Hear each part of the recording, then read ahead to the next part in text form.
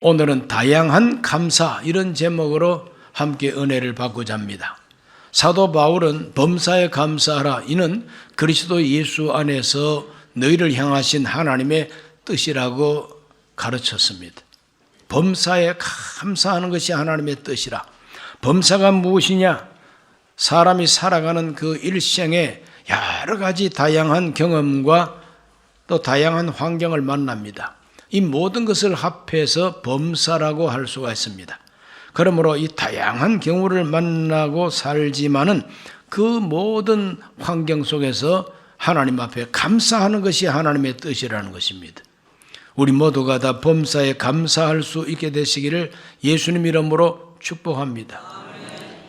그것이 하나님의 뜻이기 때문에 성경 읽어보면은 아주 다양한 사람들이 다양한 환경 속에서 그래도 감사하는 말씀들이 많이 기록되어 있습니다.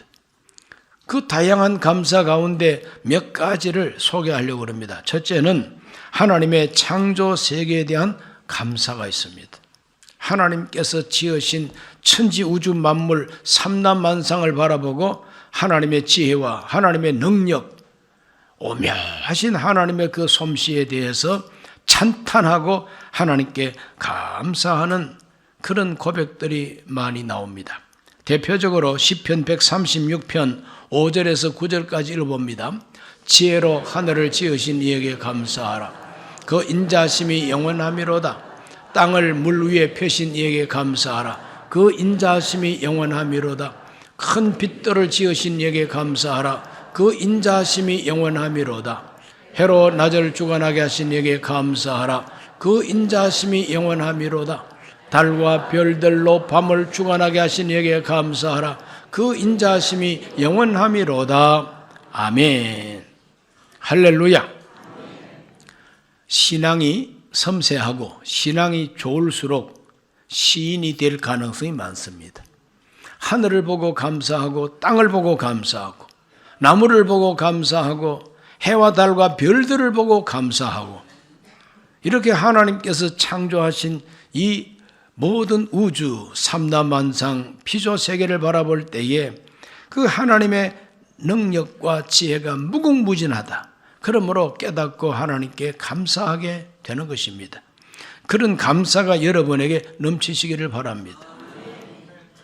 개인적으로 로또 복권 당첨도 안 되고 좋은 일이 나한테 생기지 않았다 할지라도 그냥 하늘만 보고도 감사하고 별을 보고 감사하고 불어오는 바람을 맞이하면서도 감사하고 믿음이 없는 사람은 이해하지 못하는 감사의 세계가 있다는 걸 알고 여러분 모두가 감사하시는 분들이 되시기를 바랍니다. 시편 기자는 자기 몸을 보고도 하나님께 감사했습니다. 시편 139편 13절과 14절에 주께서 내 내장을 지으시며 나의 모태에서 나를 만드셨나이다. 내가 주께 감사하오면 나를 지으심이 심히 기묘하심이라. 주께서 하시는 일이 기이함을 내 영혼이 잘 아나이다. 내 몸을 하나님이 내 모태에서 하나님이 만드셨다는 겁니다.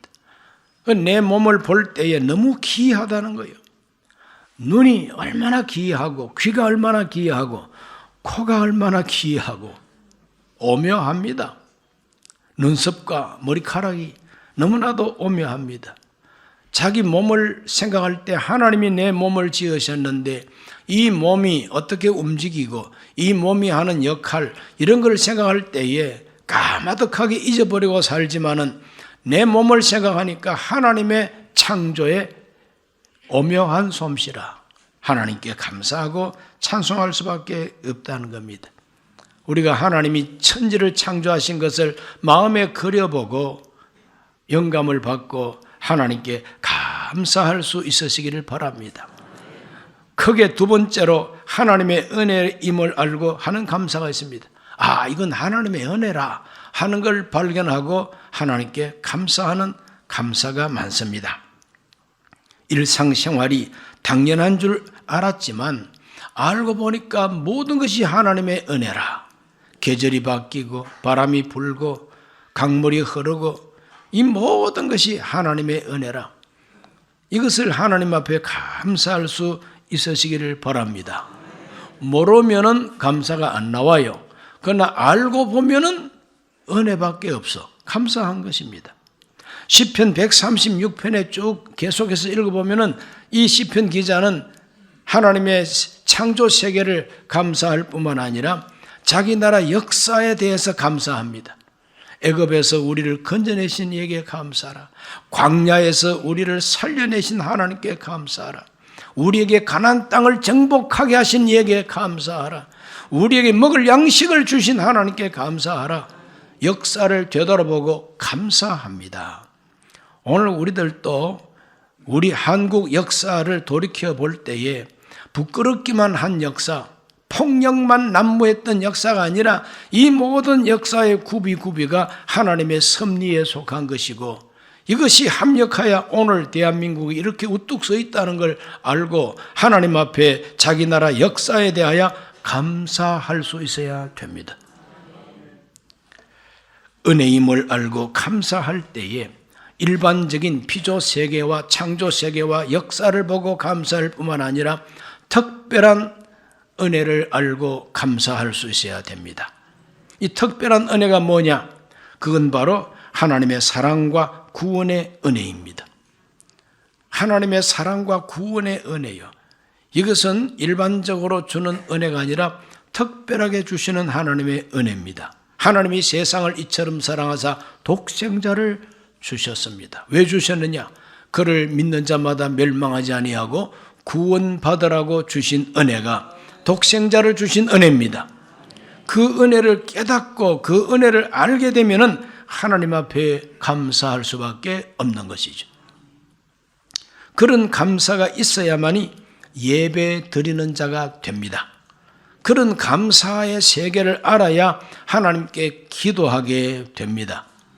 에베소서 2장 4절에서 6절을 다 같이 봅니다. 긍휼이 풍성하신 하나님이 우리를 사랑하신 그 큰 사랑을 인하여 허물로 죽은 우리를 그리스도와 함께 살리셨고 너희는 은혜로 구원을 받은 것이라. 또 함께 일으키사 그리스도 예수 안에서 함께 하늘에 앉히시니. 우리를 하나님 앞에 하늘에 앉히신 분이 내가 후딱 올라가서 앉은 것이 아니라 하나님이 앉혀주셨다는 거죠. 죽은 내가 스스로 으라차차하고 살아난 것이 아니라 그리스도와 함께 하나님이 살리고 일으켜주셨다. 허물과 죄로 죽어있던 우리인데 그 허물과 죄를 예수님이 다 대속을 하심으로 용서받게 해주셨다는 거예요. 그러니까 내 공로는 하나도 없고 하나님의 사랑과 은혜밖에 없다는 거예요. 이것을 발견하고 이것을 깨닫게 되면 하나님 앞에 감사할 수밖에 없습니다. 찬송할 수밖에 없습니다. 예배할 수밖에 없다는 거죠. 그러므로 하나님의 특별하신 은혜, 사랑과 구원의 은혜를 알고 오늘 또 이 예배에 참여하시고 은혜 받으시기를 예수님 이름으로 축원합니다. 에베소서 2장 8절은 이렇게 말합니다. 너희는 그 은혜에 의하여 믿음으로 말미암아 구원을 받았으니 이것은 너희에게서 난 것이 아니요 하나님의 선물이라. 하나님의 은혜로 말미암아 믿음으로 구원받은 것은 내 공로 아니라는 겁니다. 하나님의 선물이라는 겁니다. 그러므로 나는 하나님의 엄청난 선물을 받은 사람이라 이와 같은 자각, 깨달음을 통해서 하나님 선물 주시니 감사합니다. 하나님이 엄청난 선물을 주셨다면 이게 엄청난 선물이라고 우리가 알게 된다면 그 당연히 감사가 나와야 마땅하지 않습니까? 너무나도 엄청난 선물을 받았으면서도 감사가 없다면은 그 참 앞뒤가 맞지 않는 거예요. 그러므로 우리 모두가 하나님의 사랑과 구원의 은혜를 깨닫고 알고 감사하게 되시기를 바랍니다. 그리고 삶의 보람을 발견했을 때에 감사했습니다. 이 세상을 사는 다양한 인생살이 속에 내가 헛되이 살지 않았구나. 내 눈물과 내 기도와 내 수고와 내 봉사가 헛되지 않았구나. 이런 걸 발견할 때에 감사하게 되는 것입니다. 이 다양한 감사 속에 그러한 감사가 있다 이 말이죠. 자식을 키우는 부모들, 자식이 나중에는 잘됨으로 하나님께 감사할 수 있으시기를 바랍니다. 제자를 키우는 스승은 제자들이 잘 될 때에 감사하게 되는 것입니다. 내가 이 제자를 키울 때 고생하고 희생하고 그랬지만 이 제자들이 잘 자라가지고 훌륭하게 되면 얼마나 보람이 있습니까? 감사한 일이죠. 장학생을 키우고 후원하고 그래서 그 어린 장학생들이 점점 자라가지고 교회 일꾼이 되고 또 그 사회에 훌륭한 사람이 되면은 그 장학생을 키운 보람이 있지 않습니까, 여러분? 이와 같이 삶의 보람을 발견하고 하나님께 감사할 수 있으시기를 바랍니다. 사도 바울은 교회를 많이 개척하고 세웠습니다. 성도들을 많이 가르쳤습니다. 그런데 그 교회와 그 성도들이 훌륭한 믿음을 가지게 되면 사도 바울 마음에는 감사가 넘쳤습니다. 몇 군데를 읽어보면 로마서 1장 8절 말씀에 먼저 내가 예수 그리스도로 말미암아 너희 모든 사람에 관하여 내 하나님께 감사함은 너희 믿음이 온 세상에 전파됨이로다. 로마에 있는 교인들의 믿음이 세상에 전파가 되기 때문에 바울은 아직까지 가서 직접 만나지도 않았지만 그 로마에 있는 교인들 때문에 감사하는 것입니다. 그 로마에 있는 교인들 가운데는 바울의 제자들이 많습니다. 브리스길라, 아굴라도 벌써 그 가 있거든요. 그렇기 때문에 로마에 있는 바로 그 교인들은 바울을 대면하고 만난 적은 없지만 이미 바울의 영향을 입고 그 믿음이 소문이 나고 얼마나 감사합니까? 보람이 있다는 거죠. 빌립보서 1장 3절에서 5절을 읽어보면은 내가 너희를 생각할 때마다 나의 하나님께 감사하며 간구할 때마다 너희 무리를 위하여 기쁨으로 항상 간구함은 너희가 첫날부터 이제까지 복음을 위한 일에 참여하고 있기 때문이라 그래. 빌립보 교회 성도들은 첫날부터 지금까지 변함없이 꾸준히 복음을 위하는 일에 참여하고 있기 때문에 바울은 생각할 때마다 감사한다는 것이에요. 보람이 있으니까요. 빌립보 교회 가서 개척할 때에 감옥에 갇히고 착고에 발이 묶이고 많이 맞았습니다. 그런 고난을 당한 보람이 있는 거죠. 그렇게 고난을 당하면서도 복음을 전했더니 그 사람들이 좋은 믿음을 가지고 사도 바울을 후원하고 바울 선교에 끝까지 후원하는 교회가 된 겁니다. 얼마나 감사합니까? 그래서 감사하다고 쓴 편지가 빌립보서가 된 것입니다. 데살로니가 교회도 모범적인 교회입니다. 데살로니가 전서 1장 2, 3절에 보면은 우리가 너희 모두로 말미암아 항상 하나님께 감사하며 기도할 때 너희를 기억하면 너희 믿음의 역사와 사랑의 수고와 우리 주 예수 그리스도에 대한 소망의 인내를 우리 하나님 아버지 앞에서 끊임없이 기억하미니 잊을 수가 없고 잊혀지지 않는 것이 있습니다. 그게 뭐냐? 이 데살로니가 교회 성도들의 믿음의 역사와 사랑의 수고와 소망의 인내가 항상 기억이 난다는 거예요. 그러니까 감사한 거죠. 데살로니가 교회 성도들에게 감사하는 바울, 그 성도들이 믿음 위에 든든히 섰다.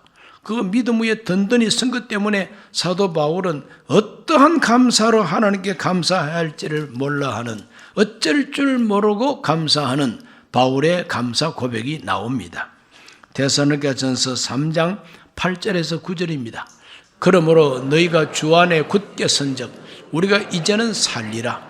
우리가 우리 하나님 아버지 앞에서 너희로 말미암아 모든 기쁨으로 기뻐하니 너희를 위하여 능히 어떠한 감사로 하나님께 보답할까?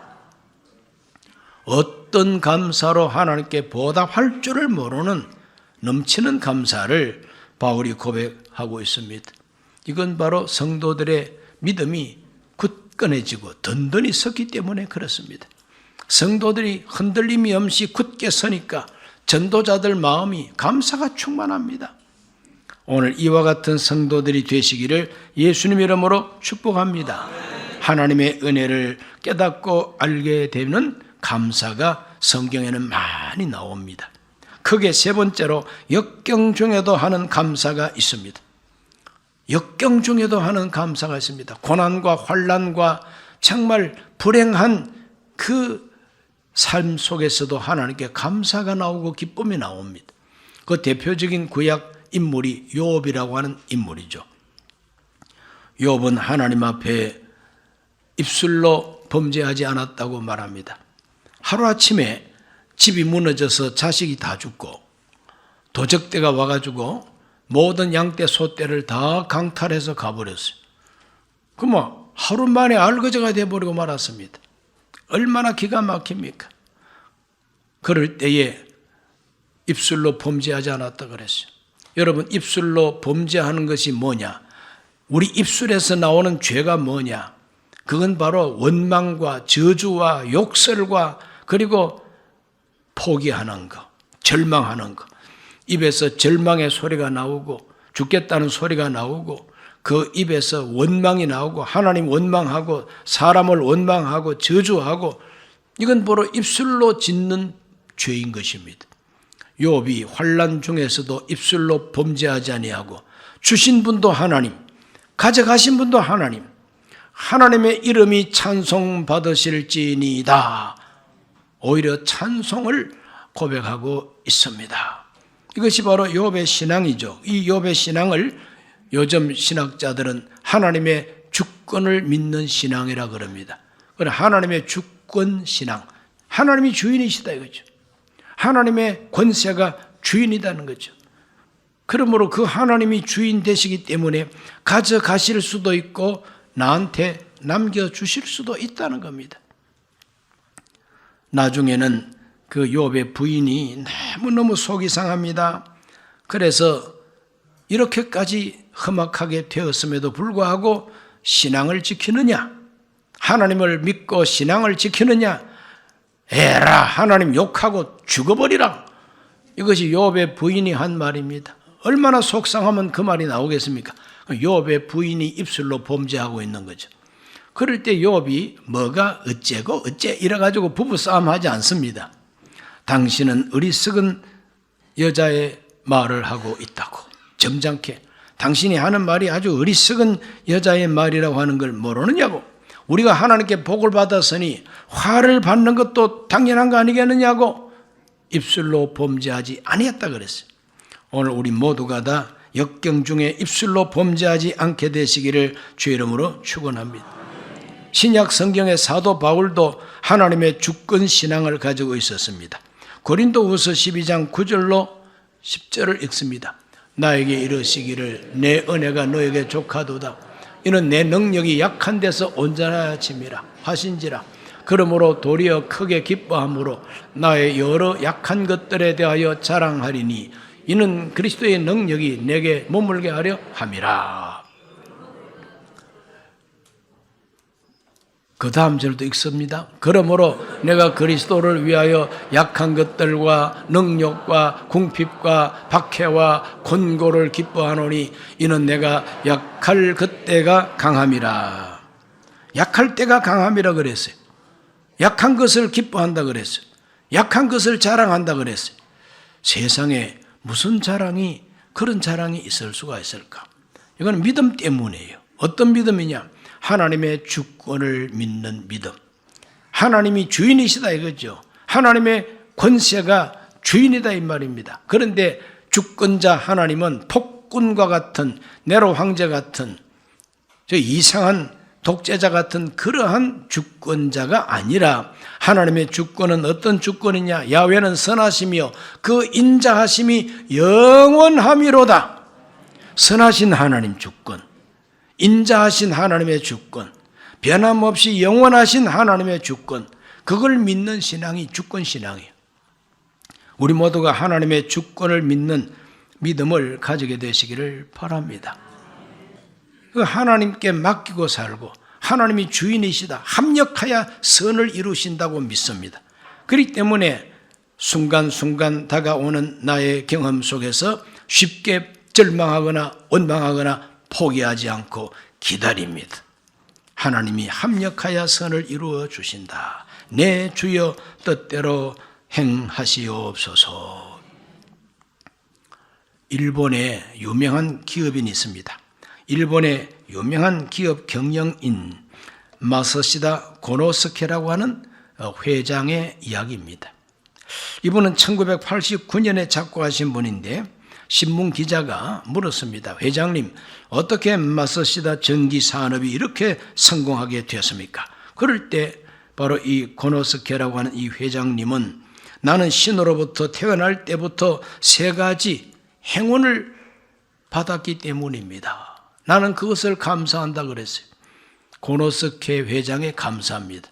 무엇을 감사합니까? 무엇이 그렇게 행운이 됐습니까? 첫째는 가난한 집에 태어난 거. 가난했기 때문에 어릴 때부터 일해야만이 먹고 살 수 있다는 걸 깨달았다. 그래서 쉬지 않고 나는 일을 했다는 거죠. 지금도 나는 90이 넘어서도 일한다는 거죠. 날마다 출근하고 출근하자마자 제일 먼저 하는 일이 화장실 청소부터 한다는 거죠. 대기업 재벌의 회장이 출근을 해서 화장실 청소부터 시작하는 거죠. 나는 죽을 때까지 일하다가 죽을 것이라고. 그리고 두 번째로는 배우지 못한 것이 행운이라고 그랬어요.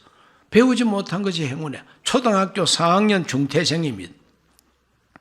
초등학교 4학년 중퇴를 한 이 고노스케. 나는 배우지 못했기 때문에 배움에 목말랐습니다. 만나는 사람마다 나는 나의 선생님으로 생각하고 그래서 배우려고 애를 썼더니 많은 사람들이 나에게 가르쳐주고 많은 사람들이 나에게 자기 경험을 이야기해주고 또 도와주고 그래서 나는 이 사업을 이렇게 일으킬 수가 있었다는 거죠. 세 번째 행운이 무엇이냐? 그건 난 태어날 때부터 몸이 왜소하고 병약한 몸으로 태어나서 병치레를 많이 했다. 그래서 안 죽으려면 노력해야만 되고 음식 섭취를 조심해야 되고 날마다 운동을 해야 되고 그래서 그 어른은 평생에 아침에 일어나서 냉수마찰을 했다고 합니다. 이렇게 자기 몸을 가꾸고 쓸데없는 일에 내 몸을 허비할 수 없다. 그래서 생산적이거나 좋은 일이 아니면은 몸을 쓰질 않았다는 거죠. 그래서 95세까지 장수했습니다. 다른 사람은 다 불행이라고 생각하고 불운하다고 하는 바로 이 3가지가 이 회장님은 행운이라고 생각하는 거예요. 못 배운 것도 행운이고 가난한 것도 행운이고 몸 약한 것도 행운이었다는 거예요. 행운으로 생각하고 최선을 다하고 성실했더니 오늘 이만한 성공에 도달했다고 대답을 했습니다. 참 멋있는 인생관이죠.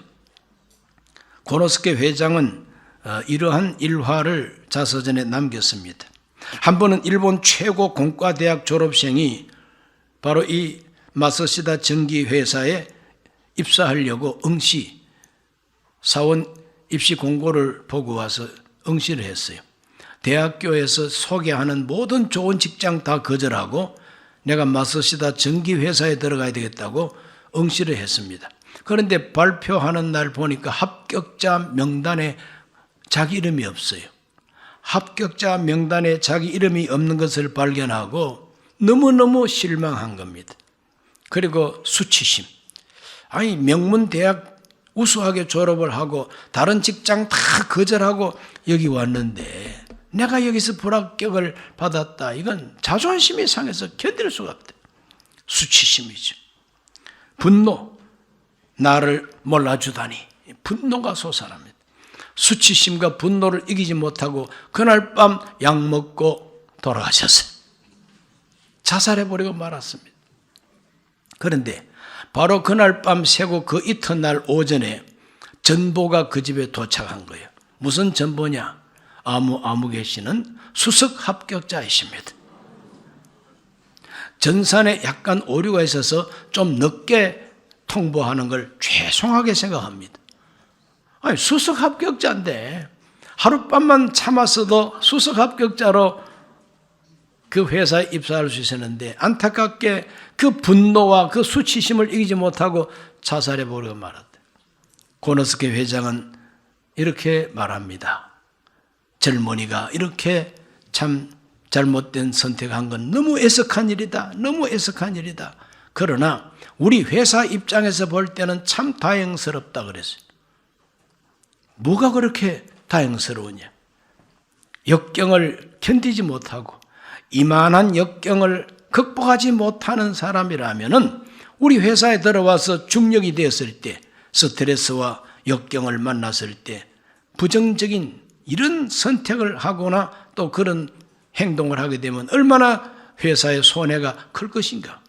그러면 아예 이런 사람이 들어오지 않은 것이 다행이라고 그렇게 말을 합니다. 고노스케 회장은 자기 회사에 입사하는 사원을 뽑을 때 반드시 면접 시간에 마지막으로 질문하는 질문 하나가 있었답니다. 그 질문이 뭐냐? 당신은 지금까지 운이 좋았다고 생각하십니까? 지금까지 살아오는 동안 운이 좋았다고 생각하느냐? 반드시 질문을 하는데 거기에 예, 나는 참 운이 좋았습니다.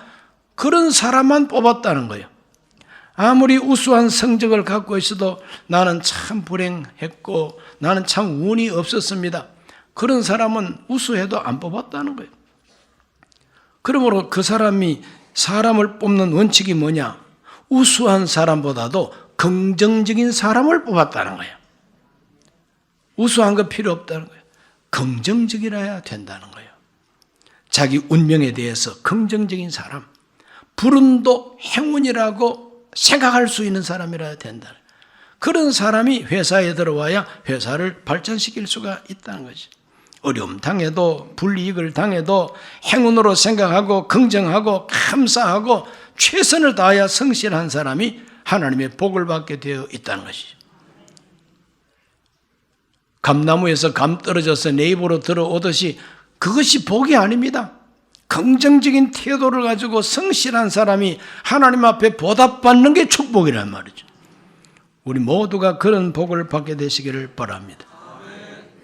다양한 감사 가운데 네 번째 소개할 감사가 어떤 감사가 있느냐? 마땅치 않는 감사, 당치 않는 감사가 있다는 것을 말씀드립니다. 오늘 읽은 이 성경 본문 누가복음 18장 9절과 10절에 보면은 자기를 의롭다고 믿고 다른 사람을 멸시하는 자들에게 이 비유로 말씀하시되 두 사람이 기도하러 성전에 올라가니 하나는 바리새인이요 하나는 세리라. 두 사람이 성전에 기도하러 올라갔는데 그 중에 바리새인이 하나님 앞에서 막 감사를 하고 있습니다. 그 감사 기도를 한번 읽어보겠습니다. 18장 11절로 12절에 바리새인은 서서 따로 기도하여 이르되 하나님이여 나는 다른 사람들 곧 토색, 불의, 간음을 하는 자들과 같지 아니하고 이 세리와도 같지 아니함을 감사하나이다. 나는 일회에 2번씩 금식하고 또 소득의 11조를 드리나이다. 이 사람 참 우수한 사람입니다.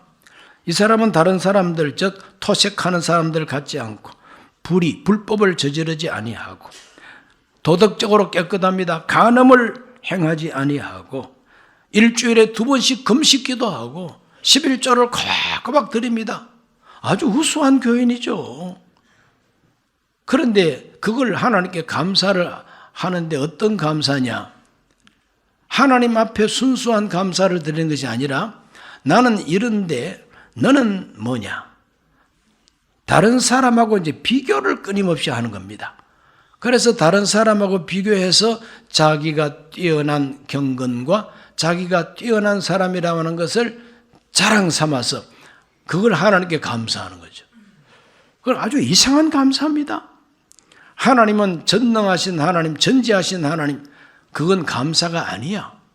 하나님은 어렵게 여기지를 않는다 그랬어요. 이게 당치 않는 감사입니다. 교만한 감사입니다. 남과 끊임없이 비교하는 그런 감사인 것입니다. 그러므로 자기 잘났다는 것을 자랑하는 것이죠. 내가 훌륭하다는 것을 자랑하면서 그걸 감사하는 거예요. 남과 비교하지 말고 하나님 앞에서 내가 이렇게 깨끗하게 살 수 있는 것은 하나님이 힘 주셔서 그렇습니다 하고 겸손히 감사하면 그 1등 감사예요. 그런데 그 1등 감사가 꼴찌 감사가 되어버리는데 감사도 아닌 감사가 되어버리는 건 뭐냐? 교만하기 때문에 남을 멸시하고 업신여기기 때문에 자기 자랑을 늘어놓는 거예요. 자기 자랑하는 것이 그건 순수한 감사가 아니라 자기 자랑에 불과한 것이죠. 하나님은 그걸 아십니다. 오늘 우리가 당치 않는 감사가 혹 있다면 끊어버리시기를 주의 이름으로 축원합니다. 대학로에 가면 마로니에 공원이 있습니다. 마로니에는 아주 낭만적인 그런 풍미를 갖고 있는 나무입니다.